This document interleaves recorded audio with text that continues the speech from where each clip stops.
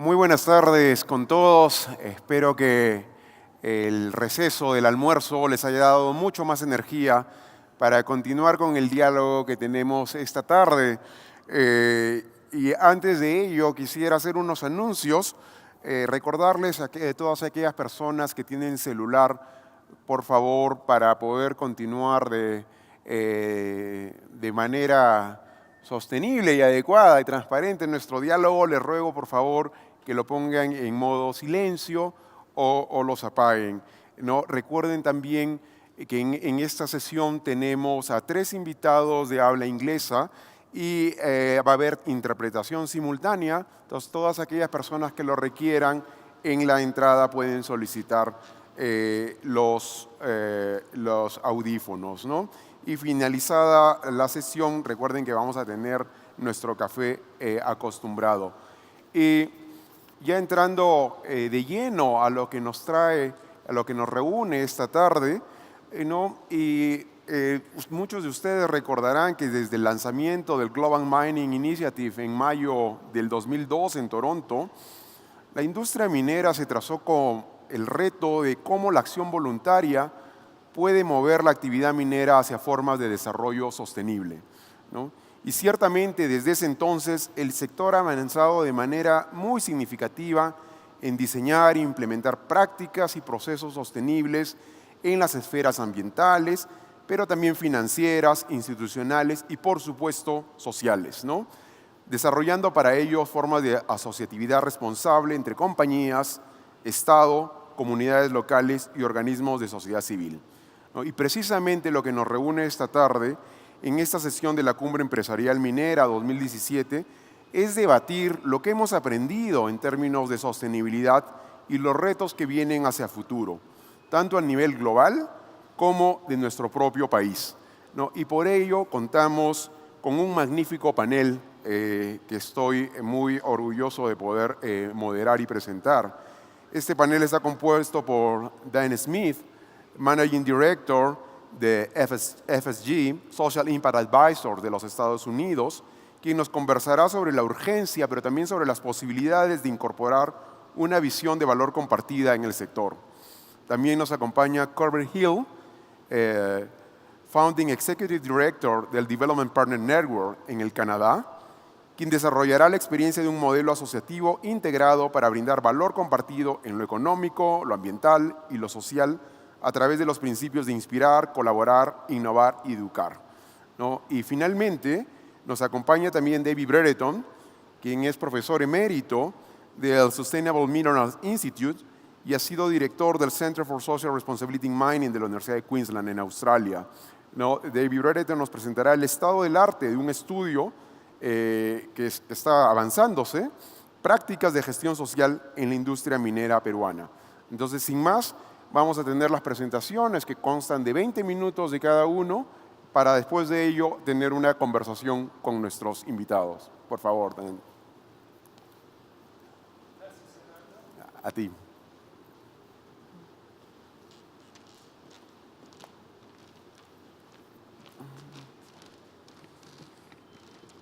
Gracias a todos. Es una honra poder estar con ustedes hoy. Yo voy a hacer mi presentación en español, pero tengo que pedir permiso porque, como ya pueden escuchar, mi español no es nativo. Yo soy un gringo, sí es verdad, no es un secreto. Pero si ustedes tienen paciencia, yo creo que nosotros podemos tener una conexión un poco mejor si yo hablo en español. Bueno, como Gerardo mencionó, yo soy uno de los líderes de FSG. FSG es una empresa consultoría sin fines de lucro. La empresa fue fundada por el profesor Michael Porter y Mark Kramer hace 16 años más o menos, y nuestra misión es de buscar nuevas formas para resolver problemas sociales. Y hace más o menos 7 años, Michael Porter y Mark Kramer publicaron un artículo en Harvard Business Review que se llama Creating Shared Value, la creación de valor compartido, diciendo que realmente existe no solamente una oportunidad, pero una necesidad para las empresas de buscar oportunidades para mejorar su competitividad, a través del proceso de ayudar a resolver problemas sociales y ambientales. Y yo voy a hablar un poco sobre esto hoy. Entonces, como una empresa, uno de nuestros objetivos es de buscar nuevas formas para ayudar las regiones que están en vías de desarrollo, de buscar nuevas formas de progresar. Y tengo que decirles que el sector minero es crítico para eso. Ustedes ya saben eso. Pero cuando pensamos sobre las 40 empresas más grandes en el sector, ellas generan más o menos 700 mil millones de ingresos cada año, un número enorme.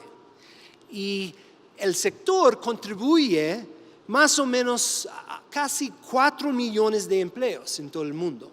Entonces es obvio que es crítico. Y como todos nosotros sabemos, muchos de los lugares donde hay operaciones están en regiones que son pobres, que están en vías de desarrollo, ¿no? Pero no obstante la importancia del sector a ese proceso de crear el desarrollo, hay mucho conflicto, ¿no? Mucho conflicto, y cada año hay más conflicto. Yo hice un poco de investigación y según mis datos, solo aquí en Perú, desde el año 2011, más de 50 personas han fallecido por causa de los conflictos alrededor de las minas. Y eso tiene un costo enorme, no solamente para la sociedad, pero también para las empresas mismas. Han perdido la oportunidad de recibir, o el país ha perdido casi 4 mil millones de inversiones en la área de minería. Las empresas mineras están gastando mucho dinero, un montón de dinero, ¿no? Yo he trabajado con varias empresas, no voy a usar nombres en el momento, pero una empresa que yo conozco ha gastado en el promedio de 50 millones de dólares por año en la área social en cada uno de los últimos 10 años. Pero después de 10 años, sus relaciones con sus comunidades eran peores. ¿Cómo puede ser eso? ¿Qué está pasando aquí? ¿Qué está pasando? ¿Qué está pasando? ¿Por qué cuando hay un sector que representa tanta importancia para las regiones y los países en desarrollo? Cuando las empresas están gastando tanto dinero, cuando las empresas se dan cuenta que esos problemas sociales son muy importantes, no solamente para la sociedad, pero para el éxito de la empresa misma, ¿por qué eso está pasando? Bueno, voy a contarles un poco qué está pasando. Bueno, una cosa que hemos descubierto es que no hay correlación entre la inversión que las empresas están haciendo y las relaciones entre las empresas y la comunidad. Y a veces hay una correlación inversa. Quiere decir, cuando las empresas gastan más, las comunidades quieren menos a las empresas. Es verdad. El CEO de otra empresa minera me contó una vez, él me dijo, Dane, hay una cosa un poco irónica. Hemos descubierto que cuando tratamos de diseñar estrategias enfocadas en manejar riesgos a corto plazo, no tiene impacto. Yo estoy seguro que con esas estrategias no vamos a poder reducir nuestros riesgos. Si pensamos en el corto plazo, no vamos a tener éxito. Se requiere una mentalidad un poco diferente, ¿verdad? Lo que nosotros hemos visto en nuestros estudios, y hemos hecho muchas investigaciones en esta área, hace un par de años hicimos una investigación sobre valor compartido en el sector minero. El estudio está disponible gratis en nuestro site. Eso fue un estudio hecho con apoyo del IFC, pero también varias empresas mineras como Rio Tinto, como Newmont, como Goldfields y varios otros. Y en esta investigación descubrimos algo muy interesante y un poco sorprendente también. Es que parece que las empresas están enseñando a las comunidades que deben crear conflicto para poder progresar. Están enseñando a las comunidades a buscar conflicto. ¿Por qué eso? Porque demuestran en la forma que hacen sus inversiones que lo que existe entre la empresa y la comunidad es una transacción y no una relación, ¿verdad? Las comunidades piensan, bueno, si la empresa está buscando, ¿cómo se llama? Licencia social para operar. Y si yo voy a vender esa licencia, bueno, yo voy a vender caro eso. Entonces es una transacción. Y cuando la empresa adopta como su estrategia, vamos a preguntar a las comunidades lo que ellos quieren, lo que necesitan. Y después vamos a cumplir con esa lista de compras de las comunidades. Enseñen las comunidades que deben añadir más y más cosas a esa lista. Cuando tratan de crear estrategias de corto plazo para acallar las voces de oposición más fuertes, no hacen inversiones de largo plazo, pero buscan cosas que a lo mejor tienen poco impacto a largo plazo. Cuando su prioridad es de mejorar la reputación de la empresa, las empresas pierden la oportunidad de hacer cambios grandes que pueden realmente cambiar la relación entre la empresa y las comunidades. Y cuando cumplan con metas de dinero gastado, enseñan a las comunidades y a las revistas, las noticias y los gobiernos que deben preguntar a las empresas no lo que han hecho en esas comunidades, pero cuánto dinero han gastado. Eso es lo que está pasando. Y por eso cada año las empresas gastan más dinero, pero las relaciones empeoran con las comunidades. ¿Qué pueden hacer las empresas en vez de trabajar así? Bueno, la única cosa que pueden hacer es pensar en las causas raíz de los riesgos no técnicos. Entonces, todas las empresas mineras entienden esos riesgos no técnicos, que las protestas, las demoras en obtener permisos, que eso va a tener un costo para la empresa. Pero en vez de tratar las causas visibles, las demandas de personas influyentes, etcétera, etcétera, tienen que pensar en esas causas raíz. ¿Qué causa eso? Causa eso la pobreza, el desempleo, la falta de servicios de salud, la falta de problemas con el medio ambiente, ¿verdad? Pero las empresas no son, no sé si es correcto decir eso, pero las empresas no son el gobierno. Las empresas no tienen la responsabilidad de resolver todos esos problemas. ¿Qué más pueden hacer? Bueno, nosotros dentro de FSG, en algunos otros líderes en el sector, piensan que una parte de la respuesta es esta idea de valor compartido. Entonces, en el artículo de Michael Porter y Mark Kramer, que ellos escribieron ya hace casi 7 años, ellos dicen que valor compartido es una estrategia de negocios que permite a la empresa a mejorar su competitividad y aumentar sus lucros a través de la resolución de problemas sociales. No estamos hablando aquí sobre, la empresa está ganando mucho dinero, entonces debe compartir ese dinero. Entonces no estamos hablando sobre compartir el valor ya creado, estamos hablando sobre la creación de algo nuevo, un valor nuevo que beneficie a las comunidades, que beneficie a la sociedad, pero beneficie a la empresa también. Y eso es algo, yo voy a darles algunos ejemplos en algún momento de empresas que están haciendo eso, pero ustedes pueden ver que cuando eso pasa, existe la posibilidad de cambiar, de transformar esa relación entre la empresa y la comunidad. Entonces la comunidad va a darse cuenta que, bueno, la empresa no está haciendo eso solo porque tiene que hacerlo, y así debemos presionarles más, pero está haciendo eso porque la empresa quiere tener éxito en el largo plazo.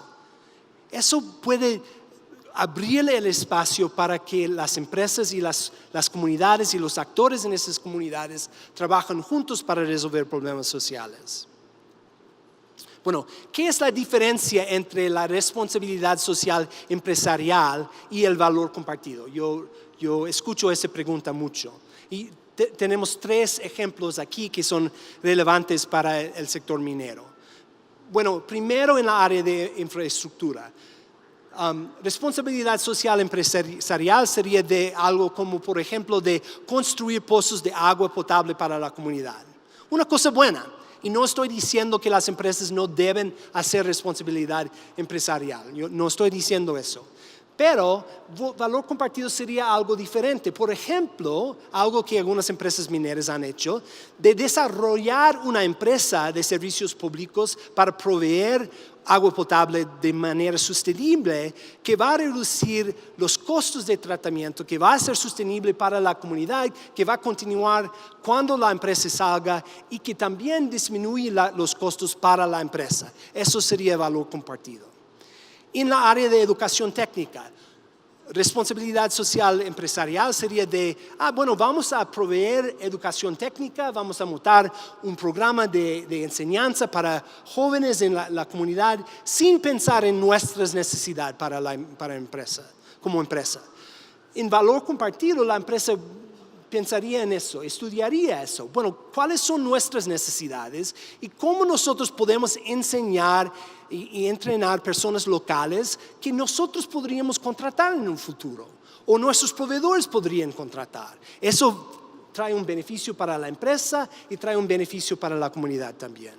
En la área de salud, hay cualquier cantidad de empresas mineras que saben que existen problemas de salud en las comunidades cerca de sus operaciones, entonces construyen clínicas de salud.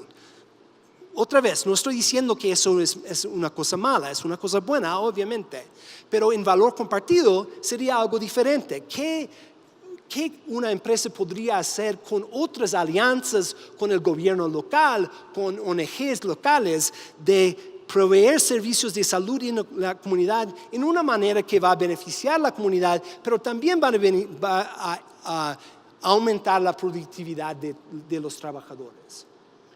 Una cosa esencial en diferenciar la responsabilidad social empresarial y valor compartido es que responsabilidad social empresarial, por definición, quiere decir es un outflow de dinero, es un gasto de la empresa. Valor compartido tiene un retorno, entonces no es un outflow de la empresa. Quiere decir que la empresa que tiene éxito en la área de valor compartido va a buscar otras oportunidades para escalar esos programas, para innovar. Y una cosa interesante, las empresas que tienen éxito en valor compartido, las personas dentro de la empresa que tienen más entusiasmo para los programas son los CFOs.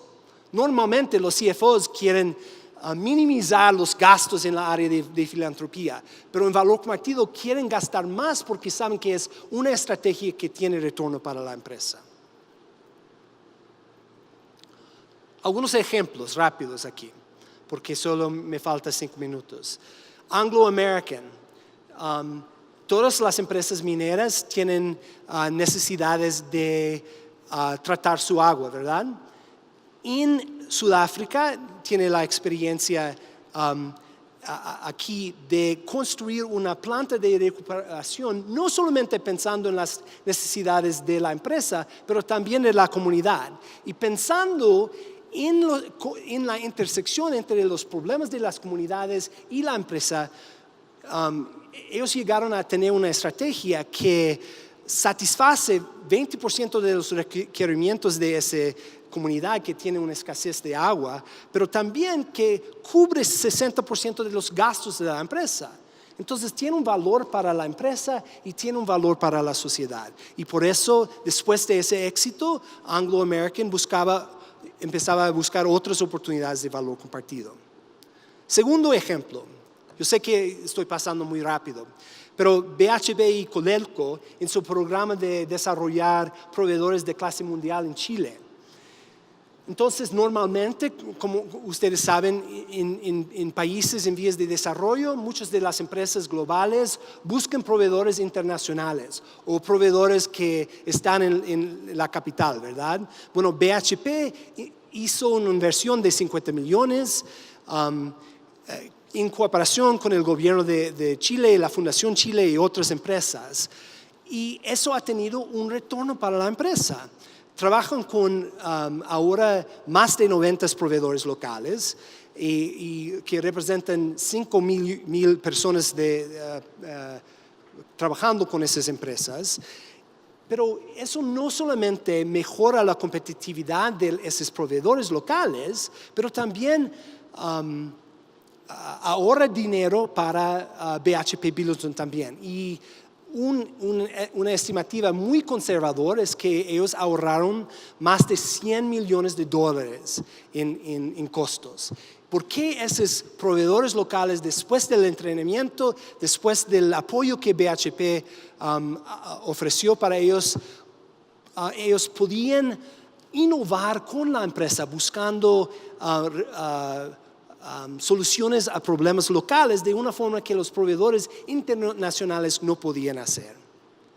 Último ejemplo, Anglo Gold Ashanti. Yo hablé antes sobre la diferencia entre programas de filantropía, de salud y programas de valor compartido. En Ghana, en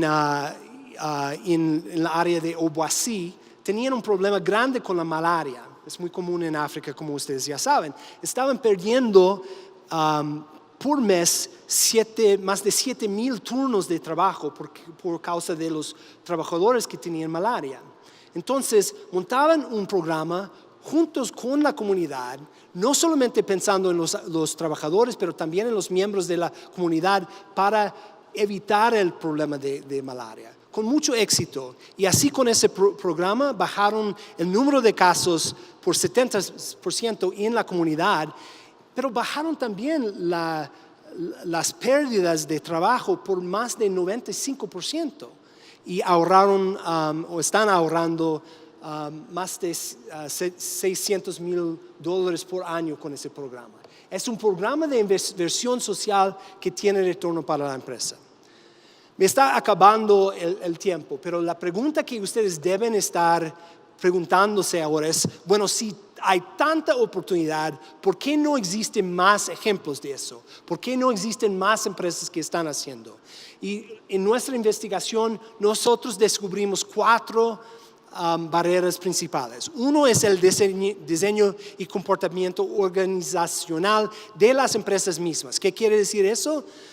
Quiere decir que la gran mayoría de las empresas tiene una área social y una área operacional y no trabajan juntos muchos. Quiere decir que pierden la oportunidad de identificar esas oportunidades de valor compartido.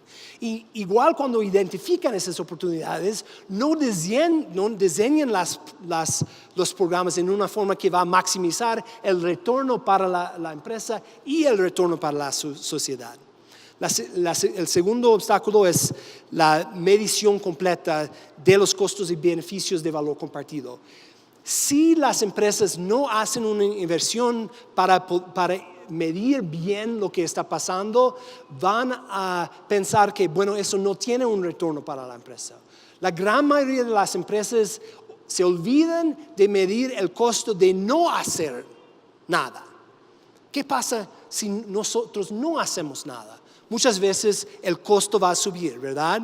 Si la empresa no hace inversión en la educación, si no hace inversión en el salud. La tercera es la falta de colaboración y realmente la tercera y la cuarta tiene que ver con la colaboración, una con otras empresas y otra con el gobierno. Pero voy a mencionar algo y voy a terminar aquí. En este proceso de descubrir oportunidades de valor compartido, la colaboración es esencial. Y otra persona va a hablar más sobre eso próximo. Yo recuerdo que un CEO de un mining company con quien nosotros trabajamos me dijo, Dane, nosotros vamos a ser el modelo para ustedes, el modelo de valor compartido en el mundo en el sector minero. Vamos a hacer de todo. La única cosa es que, por favor, no me pides trabajar con otros. Y yo tenía que hacer un esfuerzo muy grande para no reír. ¿Cómo se va a hacer eso sin colaborar con otros? No es posible. Pero es algo que sí hace falta un esfuerzo. Es una cosa que puede ser frustrante. Pero sin colaborar con otras empresas, sin colaborar con ONGs, sin colaborar con el gobierno, y sí, también sin colaborar con los opositores, las empresas mineras no van a descubrir las oportunidades que existen para a la vez mejorar la sociedad, resolver problemas sociales y a la vez mejorar la competitividad de las empresas. Yo termino con una historia personal para recordar un poco sobre eso. Entonces, ese proceso de buscar formas de crear conexiones con las comunidades es algo que puede ser muy frustrante. Se hace mucho esfuerzo, se tome 2 pasos en adelante y después un paso por atrás. Y puede ser muy frustrante, pero tenemos que seguir. Cuando yo me siento frustrado porque las empresas no están consiguiendo conquistar la confianza de las comunidades, yo recuerdo algo que me pasó una vez en mi familia. Entonces, yo tengo 3 hijos. El segundo hijo se llama Diego. Y una vez estábamos en el coche, yo enfrente y él atrás. Diego tenía como 6 años y como todos los hermanos menores, admiraba mucho el hermano mayor, ¿verdad? Y Diego me dijo, papá, cuando yo soy grande, yo voy a ser más fuerte que Bron, su hermano mayor, ¿verdad? Y yo le dije, bueno, Diego, puede ser, vamos a ver. Y después él me dijo, papá, cuando yo soy alto, yo voy a ser más rápido que Bron. Y yo le dije, bueno, Diego, puede ser, vamos a ver. Y después él me dijo, papá, cuando yo soy grande, yo voy a ser más viejo que Bron. Y yo le dije, bueno, Diego, puede ser que seas algún día más fuerte o más alto que tu hermano, pero nunca vas a ser más viejo que tu hermano mayor. Y él me dijo, vamos a ver, papá, vamos a ver. Muchas gracias.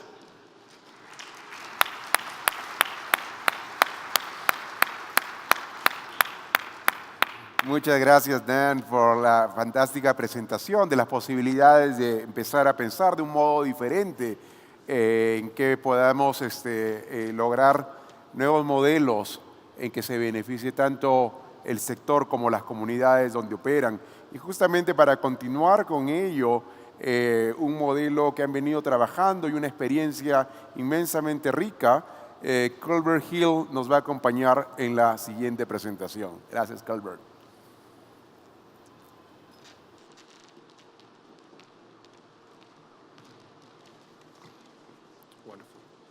Hello. Greetings. Buenas tardes. Thank you for having me here today. My apologies for speaking in English. My Spanish is only good enough for a restaurant and not for a stage. It was great to come after Dane because there's many of the points that he's made I will try to echo. The topic that we were given was around what have we learned about sustainability? And I'll start with a question. For everyone here who is involved in mining, why did you get into mining in the first place? Was it just to make money? Of course, we want to provide for our families. Of course, we want an economic livelihood. Many of us grew up in very humble beginnings, and we wanted to improve our life and the life of our families. But most of us also got into mining because we saw an opportunity. We saw an opportunity to be a part of something much, much bigger than ourselves. You know, every time I stand at the precipice of a mine, of an open pit, I just awe at the ingenuity of humanity and what we're able to achieve in terms of our engineering, in terms of our science, in terms of we can literally move mountains as human beings. We're part of something much bigger, and we crave that. We crave meaning. We crave meaningful existence. That's our legacy. So when we talk to our grandchildren, sitting on a boat or a dock or camping or doing something, and they say, "Grandfather, grandmother, what did you do with your life?" Not many of us are going to tell our kids about how much money we made. Most of us are going to talk about what we did in certain communities, what we did on certain projects. We'll point towards things and say, "Look, this is the legacy of what I've left behind. I made the world a better place here, here, and here. And it was really hard, and I couldn't win every battle, but we made progress here, and I'm very proud of what I did."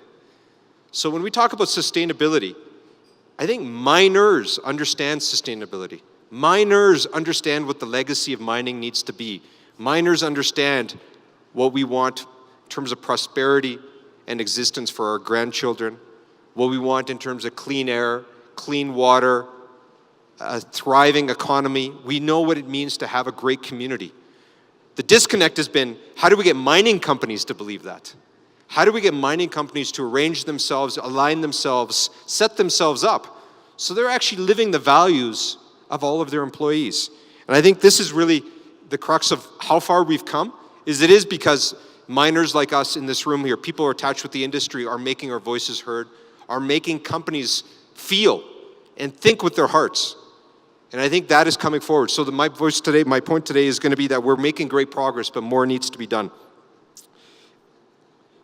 I get the great privilege of working around the world, and because of my consulting background, I get to work across a whole bunch of different industries. So what I'm going to share with you today is some thoughts that reach across all of the world and all of different industries, and then come back to mining. Because the reality is, the world has changed. There's an undeniable shift that's taking place in every geography, every economy, every sector. And it's as simple as this, that the world's problems are getting so big, so complex, so fast-moving, so dynamic, whatever you want to call it, that no one group can even try to fix it. And maybe it's a bit of an illusion that it was one sector that could fix these problems before. But certainly we're in a world now where challenges around climate change down to global inequality are not going to get fixed by any one government, never mind every one level of government, by any one NGO, or any one business. This is bigger than any one of us right now. But to add to that is, if you ask any millennial in the world what they want in a job, they'll say, I want a job with money, but I want a job where there's a purpose there. If you ask a millennial why they bought those shoes or those hipster coffee, whatever they got, they tell you the story behind the product, because they expect much more than a product or service anymore. And the world is expecting more and more of business. They're expecting more than just profits, financial returns. Shareholder returns are a given. If you're not developing those, if you're not returning income to the bottom line, you're not going to be in business. But that's not what's going to distinguish you. That's not what's going to give you your social license. That's not what's going to keep you around. That's not why the next generation is going to want to work with you. That's why not communities are going to want to work with you. There's more to this at stake. And the reality is that we've made huge progress as an industry. You know, as compliance has come down the pipe, as more and more permits are issued with tighter regulations and protocols, and the laws of the land continue to tighten around the industry, we have made great progress. And we've caught up to all the laws of the land. And many CEOs, many chief legal officers will always stand up and say, we are compliant with all the rules, regulations, all of the permits, all the EIAs, all the assessments that have been done, all the stipulations, we are in compliant with all of those. But the challenge is that society's expectations are increasing at an ever faster rate. Society's demanding more. We've come a long way, but where society needs us to be is even further along. And this gap and our social license to operate is what's really putting our industry in the crosshairs. Because it isn't enough to stand up and say, I am compliant with the law. It is not enough just to say that I am managing all of the risks associated with my business. That's like me saying in my marriage to my wonderful wife of 16 years, honey, I've managed all of the risks of my business, of our relationship. I manage all the risks. I make sure I don't screw up anything. And I comply with all the laws of the land every time I travel. I probably won't be in that marriage that long. It is up to us to actually be more than the minimum. There's a bigger ambition there for our industry to rise up to. Because the problem is hitting us right in the face, and it is hitting us in many, many different ways. How does a community having to mobilize themselves and blockade a mine, shut down a mine's operation, how does that become their only option? What has gone on in that community? And this is a community in South Africa. What misalignment of incentives have happened where the community feels shutting down the mine, shutting down operations so the company doesn't make any more money, so our boys and girls don't get paid, our suppliers don't get paid, is the best course of action we have. Something's fundamentally wrong with how we negotiated that relationship with that community. And this happens in just about every mining jurisdiction in some way, and the costs of this are staggering. This is a study that came out that our friends at Hatch have really popularized. The costs of any kind of conflict during mining are exponentially increased over the life of a mine. So during exploration, it's small. But if you don't nip this in the bud, if you don't address this and you don't set it up properly at the beginning, the costs become severe to the point where mines are actually shut down permanently because of this. And we externalize these as risks outside of our business. These are risks, and these are things that our compliance people or sustainability people deal with, but more and more they're things that our CFO deals with. Because right now, this quote is a couple of years old from Mark Cutifani from Anglo, but at the time they did the analysis, and there's $25 billion of projects that have been stopped around the world because of an issue with communities, with social license, with governments. This is not because of commodity prices, but because some major stakeholder feels that they've not been engaged properly in the process here. And the result is disenfranchisement. The result is communities who feel that they are completely left behind. This is a lawsuit that's working its way through the courts in Canada with Rio Tinto Iron Ore Company. And look at the quote of the Indigenous leader there, talking about the mining company, calling them colonial, saying we've been through first colonialization and now we're going through a second one here. These are real sentiments of people in the community that cannot be ignored. And when these are not addressed, what happens? They get bubbled up to what you saw with our friends in El Salvador, where there's an outright ban on mining now, because they came to the conclusion that mining cannot be sustainable in their fragile environment, and their needs for water are so great, so severe, that mining cannot come up with a solution. Despite billions of dollars of research and investment that we could put into it, we could not come up with a solution so that we could protect the environment and create economic prosperity through mining.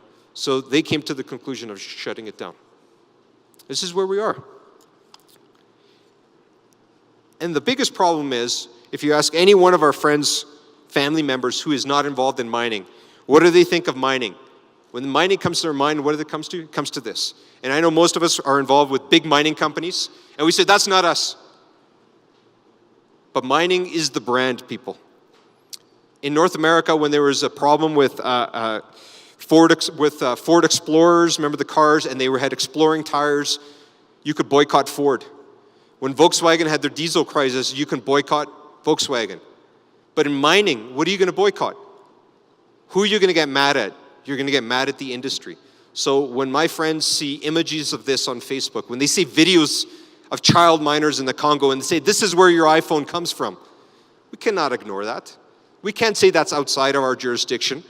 You can't have a chief legal officer of a mining company saying that's not our problem, and if we get involved with those, there's too much risk.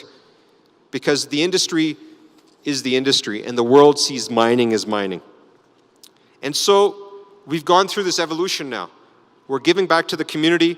We were all about profits, and then it came about philanthropy, building a school, having a nice ribbon cutting, saying we've given to this cause because we're doing it out of the goodness of our heart and you should just be happy for it. to saying, oh, geez, this might actually be somewhat involved, and we have to engage with the community because there's risks associated with it, to now we're moving towards being strategic, the concept of strategic philanthropy, and saying we need to be very thoughtful with where we invest, because if there's certain stakeholders that we could buy off with investments, then we should be doing that. And I say we're not at that point. We're past this point now. If sustainability, if thinking about the community, the environment is not central to CEO strategy, they probably won't be in that job very long. If you have a CEO that sits down with you and says, sustainability, the community is so important to me, the environment is very important to me, I have an investor meeting to go to, but here's my head of sustainability, please speak with them. They've lost the plot. If you look at what's happened in mining with safety, we've come a long way with safety. And this is true. The companies I've worked with, the companies I've been inside, safety is not the safety manager's job. Safety is everybody's job. The safety department is there to facilitate, to support, to train, to measure, to provide the tools. But safety is thoroughly acknowledged as owned by every person in the organization. I advocate for us to say, how are we doing on the sustainability front? Does CEO, does the mine manager, does the head of the processing plant, does the head of maintenance actually think it's part of their job? Or do they push it off to the CSR guys? So the world is changing around us. The world is demanding more of mining, but the world needs mining. We all know, I joke with my young boys, I have a 6-year-old and a 4-year-old, when they talk about mining, I say mining provides the Lego blocks of society. They're into Lego right now. I said mining gives us the Lego blocks to allow us to build our civilization. So we all know mining contributes directly to our civilization. We wouldn't have our modern cities, our Tesla cars if it wasn't for mining. But we also have to recognize that mining can be a huge catalyst for regional development. And a previous speaker actually spoke about this example where in South Africa, several mining companies have gotten together, Anglo-American and I think South 32, and figured out that water is not just a government problem or a community problem, or it's our company's problem about treatment. They realized this is part of the region, and for us to survive here and sustain, we need to get this right, and why don't we do it in a way that fixes the problem once and for all? And there's a huge opportunity. This is a World Bank report that came out a couple of years ago speaking about the huge opportunity for electrification in the sub-Saharan Africa, where mining companies can become the catalyst for 1 billion people being connected to the grid, even if it's renewable, if it's decentralized, whatever that grid looks like. But mining companies being the major consumer of power in an area can bring real prosperity to a community. And this is not about doing the government's job, but this is about taking care of yourself in a way that is thoughtful, that engages the entire surroundings around you. And so in this new world that we're emerging on, there are winners and losers. So let me give you 2 quick examples of winners outside of industry, outside of mining that are getting it, and then 2 folks inside our industry that are suffering the consequences. So the first one is a company called Danone, which makes yogurt. Why are they up there? Because they realized rather than building huge centralized factories to produce the yogurt in much of the developing world, how do we partner with the local communities so that they become shareholders, they become part of this? So with Grameen, which is one of the big microfinance organizations, they set up these micro factories where the communities have ownership in them, where the community controls production, they provide the inputs, and so they've almost come up with a franchising model for the local community. A totally different way of thinking about the business model. It's a decentralized way. It's eminently scalable up or down to meet the needs of the community. But the community is moving from dependency to self-reliance, a theme I'll come back to. And at the biggest level, we have our friends at Paul Paulson at Unilever, which has put sustainability into their DNA, one major decision after a time, thinking long-term, thinking about the bottom billion, and more than half of their growth last year came from these sustainable brands. And more interestingly, as I think about the millennials, when they did a profile of, on LinkedIn of who are the young people, who do you want to work for? Unilever came up near the top of the list.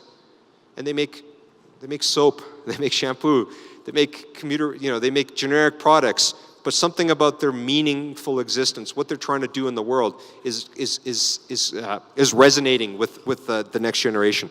So amongst all this, and then on the other side, when we get this wrong, we know what happens. We have my friends outside of mining came to me and they said, Clavier, you talk about mining and all the environmental protection that's in place, all the risk mitigation that happens, all the billions that are spent on monitoring and evaluation. Because two of the biggest mining companies in the world, their love child, Samarco, had this major disaster. How can we trust anybody else in this industry? And then a few years ago, you had the other horrible incident in South Africa where Loman Mining there was a strike, and I think it was 19 people perished in the fallout, and they've never recovered as a company. So there is a huge financial incentive here to get this right. So how do we get it right? What's the common thread in all of this? For us, this is not just about meeting our investors' expectations, it's on delivering on society's expectations. And our simple framework at the Development Partner Institute is around shared purpose, flourishing ecosystems, competitive communities, companies, and countries. This is about having an audacity of ambition, saying, can we, with all of our disparate stakeholders involved, come up with some sense of shared values, shared risks, and shared opportunities? Figured out how we're going to work together over the next 50 years. Can we actually have flourishing ecosystems, not just mitigating the downside, but actually leaving community environments a better place than we found them? And at the end of the day, our pedigree comes from Kellogg Business School. So unless there's competitive companies, competitive communities, and competitive countries being produced, none of this is going to last very long. So in our world, the world is changing. Mining companies should not be focused merely on extraction, but they are the catalysts of development. They need to move from an isolated mindset to one where they are connected with stakeholders that they didn't even imagine would have a role to play in mining. We took a group of mining executives to the Vatican a few years back into the Church of England, and there's a cardinal there in charge of natural resources. We didn't even know. They have a huge stake in mining. They have a huge stake in the natural resources space, and we have never engaged with them at that level. We need to move from just life of mine plans that are focused on what happens at the mine over the next 10, 20 years, and working with all of the stakeholders and say, what's the 100-year plan for this mine? Yes, this mine may last 20 years, and hopefully we can extend it to 30 or 40, but one day the mine will be gone. So let's start talking about what's going to replace it now, rather than when we're stuck at the end with very, very limited opportunities. And in our world, this is done through the world of real stakeholder engagement, which is not just about consultations. It's about bringing people to the table as partners and people from all walks of life that need to be engaged, where you come together on this journey to try to find this sense of shared purpose. And with this group, you can co-inspire, collaborate, innovate, educate. So our aspiration to the industry is, how do we move to this kind of world? How do we move to this world where we move from this conflicting, confrontational relationship to where we actually are asking permission of communities to join, and they're coming to us and saying, we want to work with you because we see this as a catalyst for our development. In our world, our aspiration, this trickles through, you can read through it there, where we're attracting the best talent. We're bringing together and creating the climate for long-term economic development. So like I said earlier, the mine itself is not sustainable, but how can the benefits be sustained?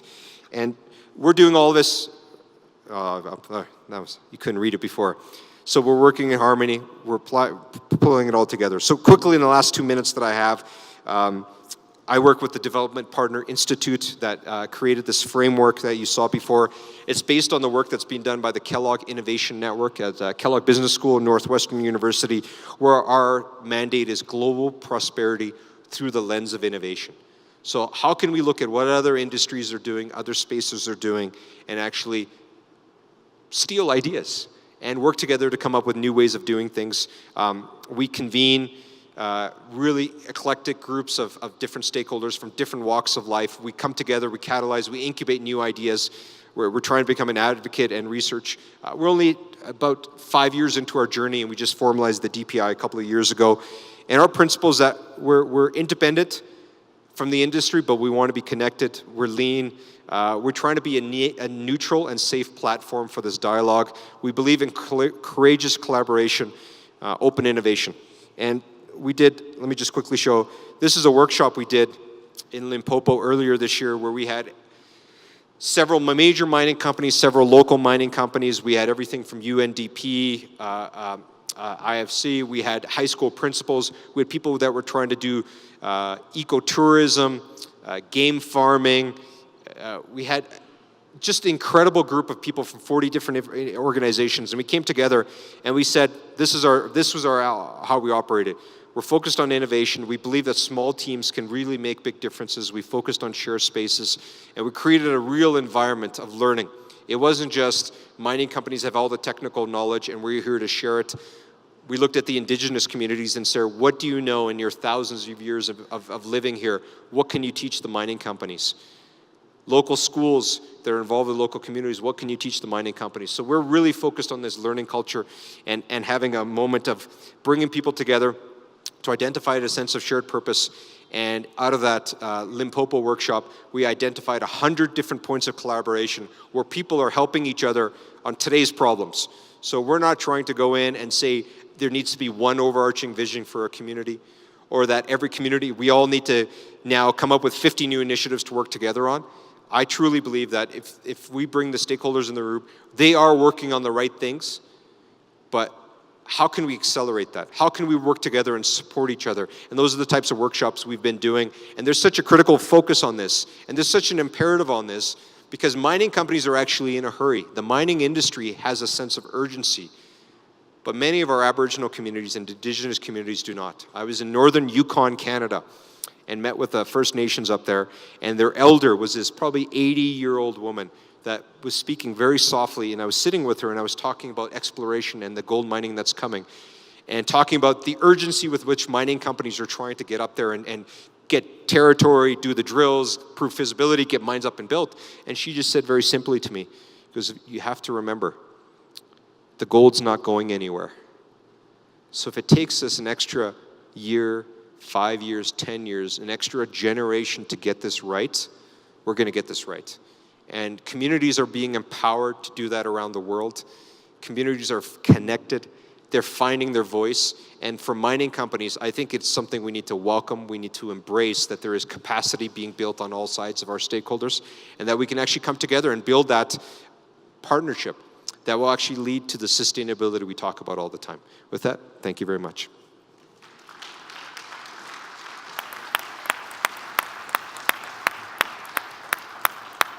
Muchísimas gracias, Kirby, por mostrarnos en verdad la necesidad imperiosa de cambiar todos nuestros modelos y formas de pensar en un contexto global en que las expectativas han cambiado definitivamente sobre lo que se espera del rol de las empresas.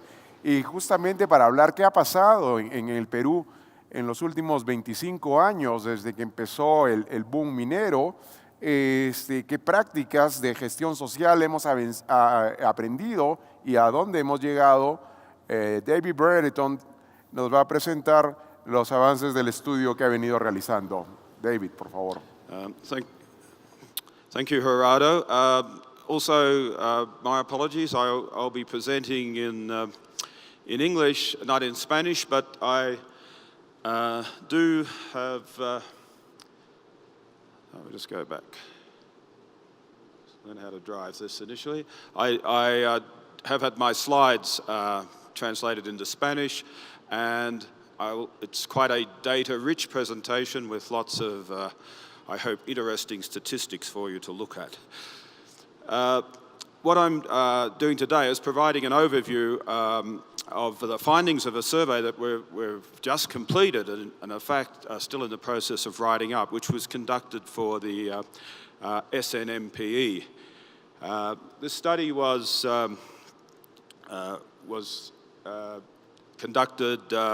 funded by the Society, and it was conducted through the Center for the Study of Mining and Sustainability at Universidad del Pacifico, where I was based for the first 5 months of this year. And the focus of the study was on on social management practices in the Peruvian mining industry, or more particular amongst the mining companies that belong to the SNMPE. We had 3 main aims for the study. We wanted to find out what's out there. We wanted to, as much as we could, try and map existing practices. We wanted to make some observation about what has changed. Obviously, not repeating a survey that was done 15 years ago, but there's various ways you can look back and get a sense of what's different. And very importantly, we also wanted to use the survey as a means of identifying opportunities for improvement, as well as acknowledging what had been achieved. I'm not going to go into any details on the study methodology, because I want to get to, as quickly as I can to talking about the data. But essentially it was a mail-out survey sent electronically to member companies who met certain eligibility criteria. We had over 100 questions. If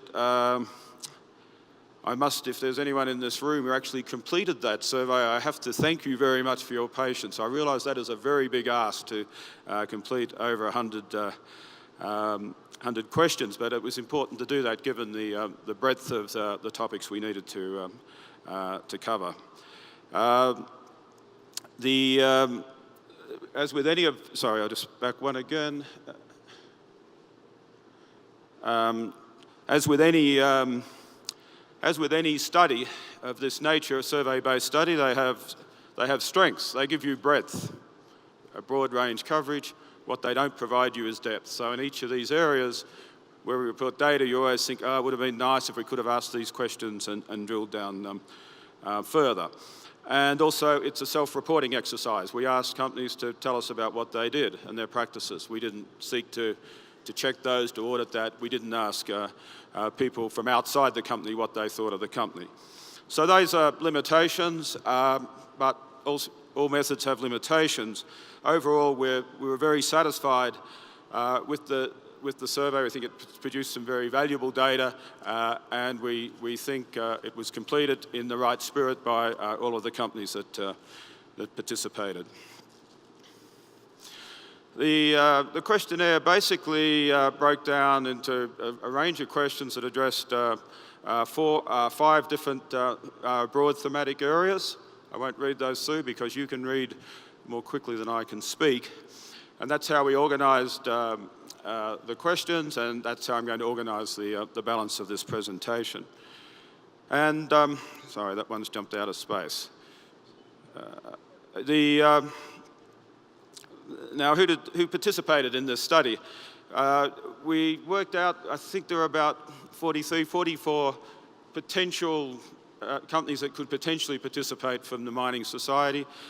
We got 26 of those, which is a 62% response rate, which is, on any account, pretty impressive given the amount of survey fatigue there is in the mining industry and given the length of the survey we're asking them to complete. And importantly, we got a very good spread, I think, of the different types of companies in the society. So we had 8 responses from ICMM member companies, 10 from other international companies that weren't ICMM members, and then we had 8 Peruvian companies. Probably the only group that we really undersampled were the very small local companies, and I think, to be honest, I wasn't surprised by that. Now, what I'm going to do very quickly is just to give you a bit of a sense of what's come out of this study. The report will be released in a couple of months' time, and people can obviously drill down in more detail. But I'm going to start with one of those areas that we looked at, thematic areas around management systems and processes that companies had in place to deal with social performance issues. Systems are a bit boring at one level, but they're really, really important. If you don't actually have management systems in this area, you immediately start behind the rest of the pack. You're more likely to make mistakes and errors and overlook and so on. So what we found, which is in some ways is very encouraging, that really most of the companies that completed the survey now had at least some basic elements of a social management system in place. Certainly that wouldn't have been the case 15 years ago. On the other hand, and I'll be saying the words "on the other hand" quite a bit over the next 15 minutes, on the other hand, substantially fewer companies we thought were using these systems and processes to really actively manage their risks. And that's just to give you a sense of the data about some of the basic widely used management tools and processes that were now in place. So we've got 92% of companies, 96, 85, 73, and so on. So as I say, that at one level, that's quite impressive that there's a basic architecture being built there. But when we drill down into some of these, the picture becomes a little bit more complicated, and our observations about progress have to be a little more qualified. This is a series of questions that we asked companies about the use of internal policies and standards. Did they have them? That's very important because it provides guidance or direction to employees, and it also potentially tells the rest of the world about what you stand for. And on that sort of very basic measure, it looks pretty good. So 92% of companies are saying, yes, we have policies and standards in place. But as you move down, only 73% say that they're mandatory to their own staff. Then you get down to only 50% of companies were auditing against their standards. So a standard that's not audited against is problematic. How do you know whether or not people in your operations are actually acting consistently with those standards? It doesn't have to be external auditing, you can do it internally, but there has to be a formal process of checking. And then we drop down further and we find only 42% of companies in the sample were actually willing to share these key policies and standards with their wider stakeholder community. The second thematic area that we focused on was around transparency. And here, I think we found signs of very significant change and movement in the industry, again, over the last 15 or so years. I'll go firstly to the Extractive Industries Transparency Initiative, EITI, and virtually all of the companies that participated, or the great majority of those that participated in this study had likewise were actively involved in the EITI. So it's very encouraging, a willingness to both to participate in a collaborative exercise, but very importantly to share publicly data about your financial payments. We also found that a lot of companies now were doing sustainability reporting, 69%. That's not just the ICMM companies, obviously, which clearly they've been doing that for some time. So that's a positive picture also. But again, you drill down. So lots of doing public reports, but 46% of the sample, or maybe about 2/3 of those who did reports, actually had any kind of process in place to share that report back to their local communities, who by any measure are key stakeholders. Most, or about half of those, weren't aligned with the Global Reporting Initiative. That may or may not be an issue. The GRI doesn't always work as well for small companies. But then we get down to only 35% or a third of the total sample who are having their reports independently verified. And a report without verification, to be honest, really suffers from credibility with external stakeholders, who then tend to think this is just a publicity exercise, this is a symbolic gesture rather than a real willingness to share information with the community. Also on the transparency theme, we asked some questions about sharing of information about water. Water is clearly, on any measure, a very sensitive issue, not just in Peru but globally. Again, some really interesting results there. So most companies say that they're sharing with the communities information about water quality. Lots of them are involved in participatory monitoring groups. On the other hand, perhaps not so surprising, because that's, as I understand it, pretty much a regulatory requirement in Peru. On the other hand, only 62% of companies are sharing information with communities about their use of water. And use of water is at least as big an issue, and perhaps a bigger issue, than it is about impacts on water quality. So that's a gap, significant gap perhaps in terms of transparency.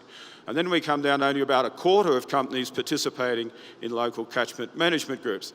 Now that, of course, can be partly because those groups don't actually exist in every catchment, everywhere where a mine is, but I'm sure it's an area where there's opportunities to be doing more.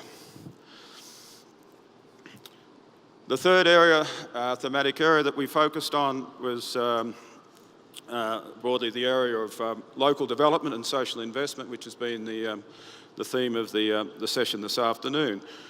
And again, there's, I think in many ways, positive findings again in terms of nearly all companies involved in delivering local initiatives around employment, business development, supporting education and health and so on. And I think very interestingly in terms of discussions about local level capabilities, that majority of companies, significant majority, had at least one or more initiatives in place where they are seeking to build local capacity. So that's starting to think more broadly, that it's not just about what we do, but we have to bring along the local community and local government with us. So a positive finding. But also, again, this is my, yes, this is good, but, and this, I think, point links very well to what Nat said about the importance of collaboration. We still, I think, see a lot of companies preferring to do it themselves and preferring to be engaged in development in a collaborative way. So we certainly see fewer companies that are actively participating in local planning processes. I'll show you some data on that in a minute. When you ask them what are your key priorities in social investments, mostly it's not government policy or national priorities. It's what the company thinks is important, and there's only very limited collaboration that we see with other companies on local development issues. To put up this one, which I think is an important graph, shows participation of where the company said whether or not they participated in local and regional planning processes. And basically 50% said they didn't, if you count those who said, we turned up, but we didn't actively participate. They're not, I didn't want to count them. And the other half did. Now, in some cases, some of those who weren't involved at all, it may be that there was no functioning local level planning process. So I think we can concede that point. Nonetheless, it's a very, and addressing that's not just something that a company can solve by itself. It needs to work with government. But we do think from that there are some companies could certainly be out there and actually much more actively seeking a place at the table than they are at present. Fourth area we looked at was around the issue of conflict prevention and its management. I will move quite quickly on that because it's a theme that's already been explored a fair bit and is often discussed at conferences like this. But I think it certainly confirms that, in case you didn't know it, I'm sure you do, that conflict is a significant issue for the Peruvian mining industry. So out of the 26 companies we had, 16 of those over the last 5 years experienced some form of disruption to their operations. 4 companies that had been involved in conflicts that had led to death or injury, another 4 in which the worst outcome was damage to property. So obviously that tells us, as I say, what we know, that it's a significant issue. Although, of course, it's very interesting to know more about those 10. What were they doing? How are they operating that they managed to avoid that? And we also see that most companies now have different sorts of mechanisms that they're using to try and address issues about conflict. Unfortunately, the nature of the survey doesn't really allow us to drill down in any detail to say how effective these are. But I'll just give you one little snippet of data which I think is relevant to this, and it relates particularly to the procedures that are in place to deal with complaints and grievances. And what we see from that is, yes, 73% of companies have a formal process in place for receiving and investigating complaints. However, only 31% of companies, so less than half of those that have those systems, seem to have any process in place locally where they actually are promoting this availability as a mechanism. If you have complaints or concerns, come here, do this. You only find out about that if you have a complaint and they say, well, we'll write it down and process it. That's important from the point of view of conflict prevention, because you want to be bringing those issues forward before they explode into something that's less manageable. We see, again, drilling down that only 1 in 5 companies were prepared to report publicly in a statistical way about how many matters they were receiving and how those were resolved.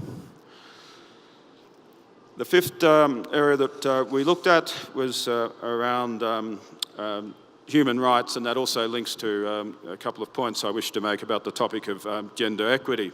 So we heard this morning from Tom Butler from the International Council of Mining and Metals, if you were here, that human rights is becoming an issue of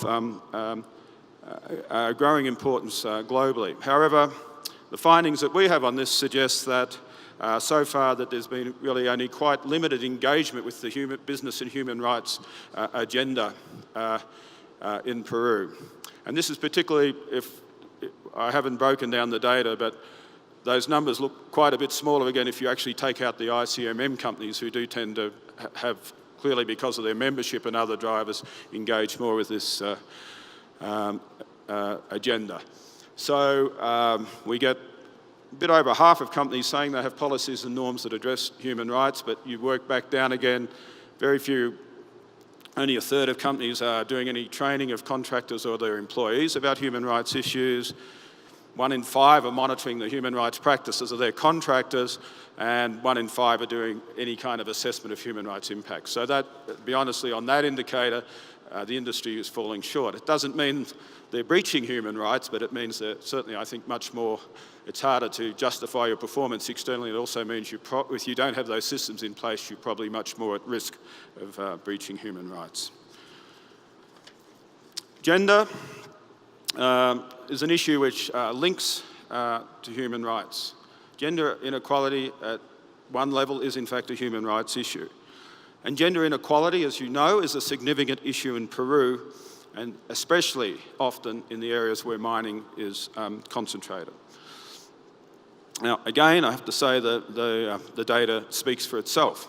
Again, it indicates that whilst clearly some companies in Peru are engaging quite actively with the issues around gender and gender equality, if you're looking at the sector as a whole, has been at best, most charitably you would describe as limited engagement.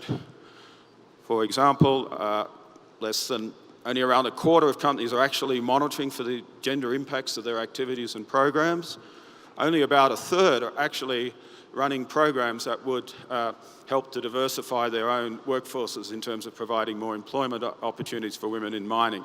Again, I know there are reasons why that's difficult, but that's a very low, that's quite a low figure, and it would look low, I think, compared to other countries. And then we move up through there.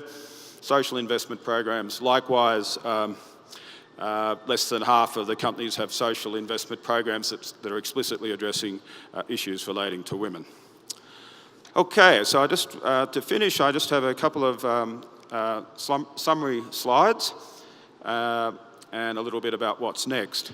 So very quickly,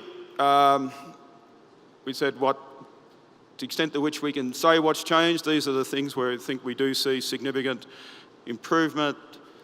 The management systems are more systematised, there's much more public sharing of information, that's a good thing. Companies are more strategic about how they're approaching development issues. There's certainly more effort being taken to address local governance capacity issues, and conflict prevention and management have become higher priorities. But also there are opportunities for improvement. These are some of the significant ones. The final report obviously will draw out others. I've talked about the need certainly for some companies to really address on strengthening their internal management systems relating to social performance. I think even though we said about 2/3 of companies in Peru at present are sharing information with their communities about water use, I really think given the sensitivity of that issue, you should be aiming for 100%. Clearly more opportunities for companies as a whole to become active participants in local and regional planning processes, developing systems for managing issues around human rights, really important, and likewise perhaps reviewing and strengthening our practices and policies relating to gender.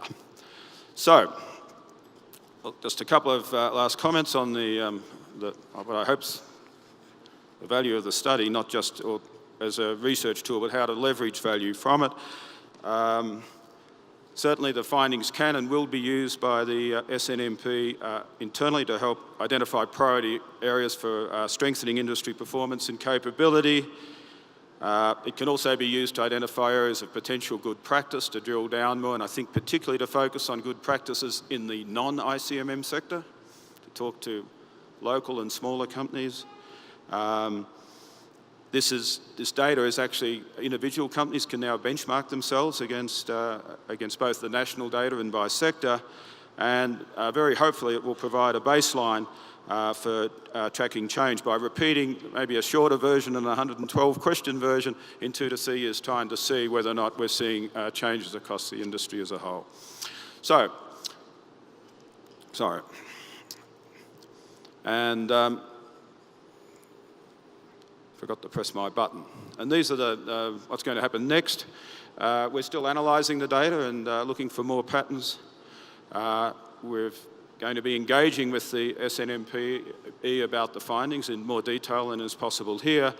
And the plan is to have a public report on this study, I hope, by the latter part of October. So thank you very much for listening.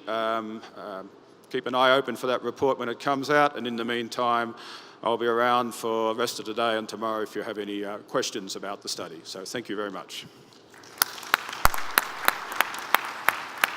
Muchísimas gracias, David, por presentar los resultados de este estudio, que en verdad nos permite pensar en los progresos que se han hecho, pero también cuáles son los retos a futuro, especialmente en temas como derechos humanos y género, pero también en términos de seguir compartiendo información y generando acceso público.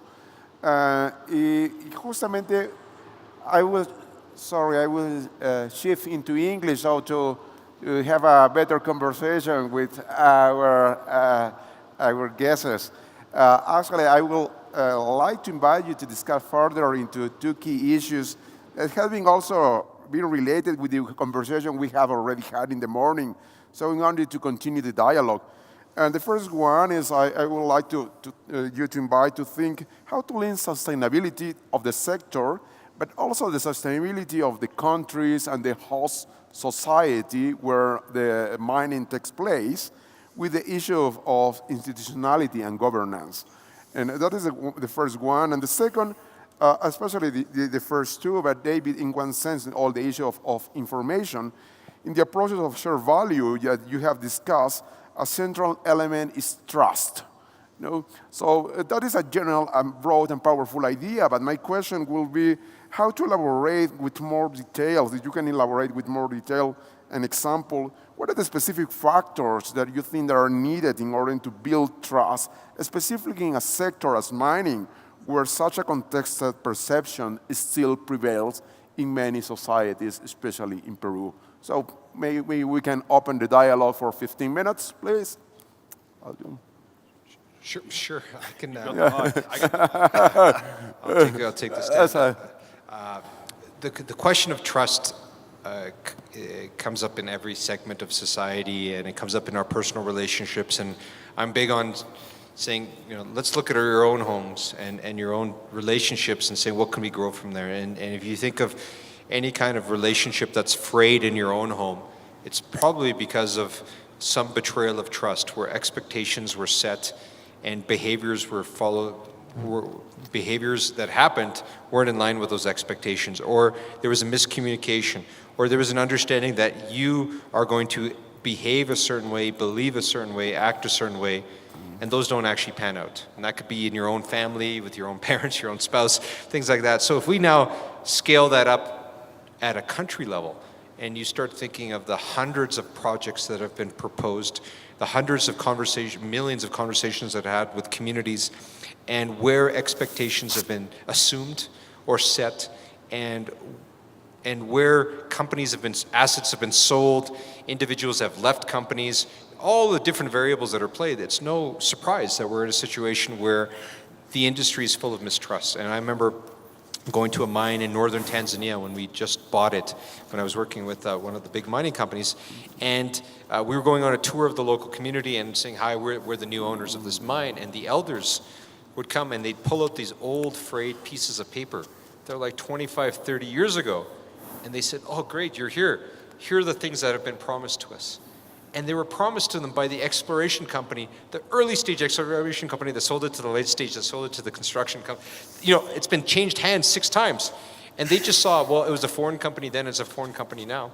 So why aren't you meeting these expectations? So I think the root of this, and we have to acknowledge that, starts with there's a lot of legacy that's taken place to now. And unless we are willing to listen to the impact that's taken, you know, most of the time the communities want to be heard more than anything else. And where we say, well, we have an excuse, let me tell you why that happened, they don't care why it happened. They want you to hear the impact that that's had. And I think, you know, I'll leave it at this, as saying trust starts with the clearing of the air and really understanding where both sides are coming from and how they got to where they are, why they think the way they do. And from there, then you can start thinking about where to go next. But until you reconcile the past, it's very hard to talk about the future. And this is why countries around the world, Canada just went through a huge reconciliation conversation with its First Nations. South Africa has gone through this. Rwanda has gone through this. Unless you have that at some level, it's hard to think about the future when the past is unresolved. And David? I'll jump in, this time in English to encourage the dialogue. So as everybody in the room knows, trust is easily destroyed, and it's very difficult to reestablish it.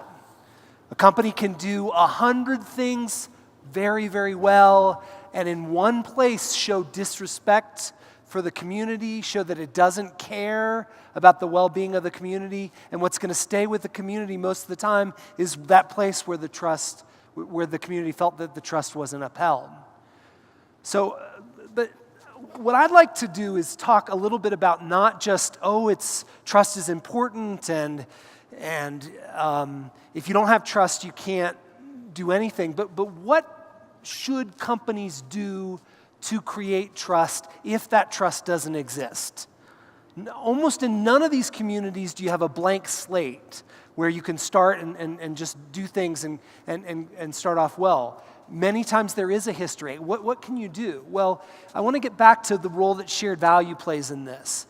If a community has had negative experiences with a company in the past, whether it's true or not, if they perceive that it's a negative experience, the only thing that's going to get to something new is for them to discover that there is something that they have in common, that they are pursuing something together that's in the interests of the community and in the interests of the company. And this is where shared value has a lot of power, where a community can say, look at what's happening. Together we can work to improve the education system locally. And we know that the company wants to invest in this because it means that they're going to have a better supply of workers in the future.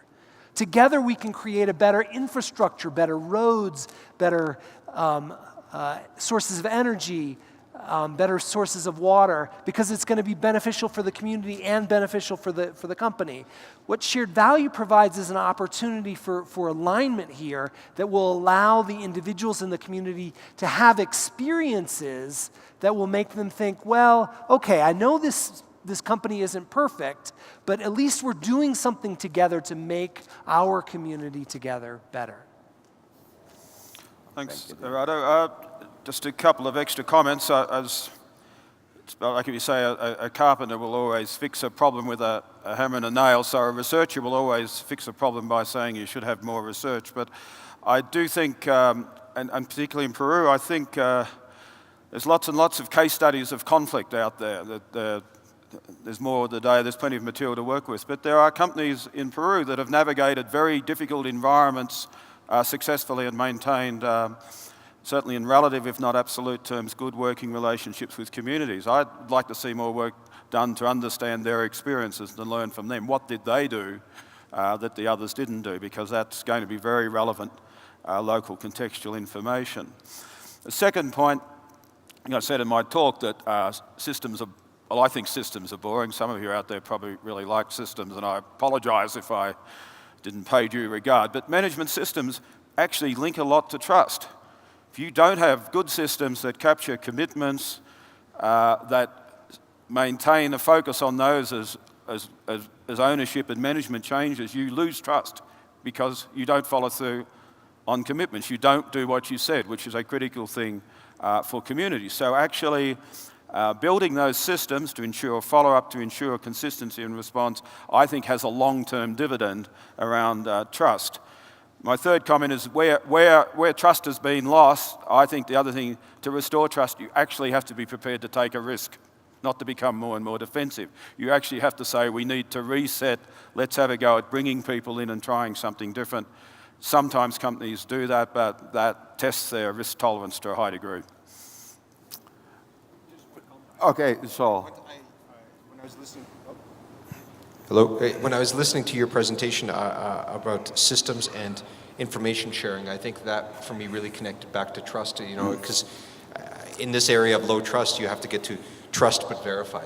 Yeah. And I think the transparency and now with, call it big data, or the proliferation of ways to access data, I think this is a huge tool for empowering communities, a huge tool for enabling that trust is becoming, like there's a fancy book called The Naked Corporation, you know, becoming radically transparent and saying what's going on.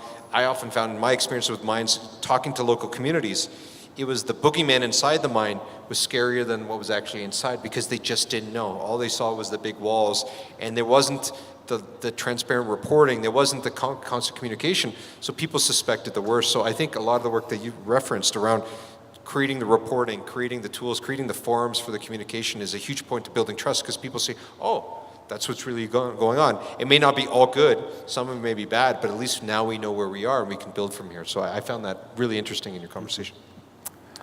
thank you. Gerardo, I wanted to connect the second question to your first question about institutionalization.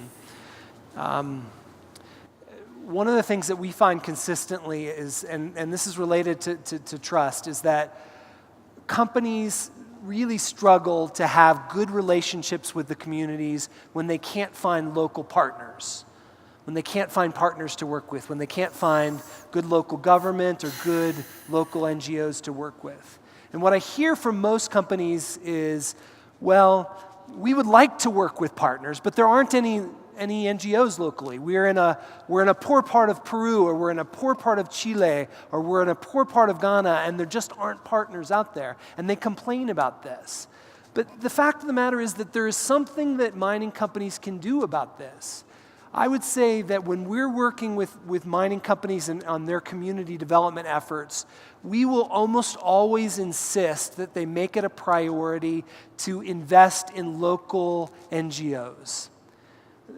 If you don't have that, there's not going to be anybody that you can negotiate with. There's not going to be anyone that's going to tell the community, well, you ought to give the company another chance even if things didn't work out in the past, because there's an opportunity for us to do something better in the future.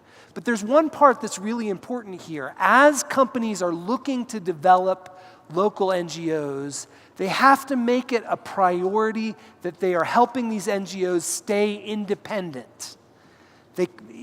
If the NGOs become dependent on the mining company, if the whole community says, oh, this NGO just exists because it gets its funding from the mining company, then it's not going to be an effective leader in the community, and it won't actually be an effective partner for the mining company. And there are a few mining companies that are starting to do this in a pretty interesting way. I'll just mention one in Antofagasta in Chile. BHP has been working with a few others to create this organization called the CREO, that is really working at making Antofagasta a better city to live in, improving the quality of life of all its citizens. And the focus of this NGO is to be very independent and to empower the communities to make the decisions about how they want to use their resources. It's still work in progress. It's not perfect by any means, but it's a promising example that I hope other mining companies will follow. Thank you, Dan. Just last 1 minute. It says 9, but I have been asked to stop. It says 9. I'm going to talk for hours. No, I think that there are clearly examples of good practice out there in Peru. I mean, Peru is a laboratory. Under difficult circumstances, companies innovate. So again, I think there's valuable work to round those up and find out what worked and why and what's transferable. There's certainly NGOs out there that are willing to partner on local leadership. I wanted to make another comment which is very Peruvian. I think it's important, and it's good from as our research showed, that companies are recognizing this and are trying to help address issues about local weakness in capacity and institutionality. But, you know, the government's in there somewhere, and everyone says you can't change any rules about Canon Minera, but wouldn't it be a really good idea to use some of the Canon Minera money to be allocated specifically to support local capacity building and institution building in these mining and other communities rather than building of buildings and physical infrastructure?